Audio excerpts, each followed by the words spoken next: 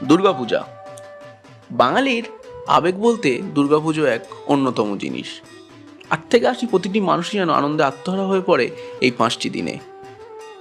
বাঙালির কাছে মা দুর্গা নিজ মায়ের সমান। মা দুর্গার বিদায়তে প্রতিটা বাঙালির চোখের কোণে জল আসে। বাঙালির কাছে যেন দুর্গাপুজোটি এক আবেগের মতো। আজকের ভিডিওতে আমরা আলোচনা করব বাঙালির এই আবেগের সূচনা ঠিক কবে থেকে। তাই ভিডিওটি সম্পূর্ণ দেখুন। সাধারণত আশ্বিন মাসের শুক্লাপক্ষের ষষ্ঠ থেকে দশম দিন পর্যন্ত শারদীয়ার দুর্গাপুজো অনুষ্ঠিত হয়। এই 5টি দিনের নির্দিষ্ট নাম আছে, যেমন দুর্গা ষষ্ঠী, দুর্গা সপ্তমী, মহা অষ্টমী, মহানবমী ও সর্বশেষ দিন বিজয়া দশমী, যেদিন মায়ের বিদায় হয়। আশ্বিন মাসের শুক্লাপক্ষটিকে বলা হয় দেবীপক্ষ। দেবীপক্ষের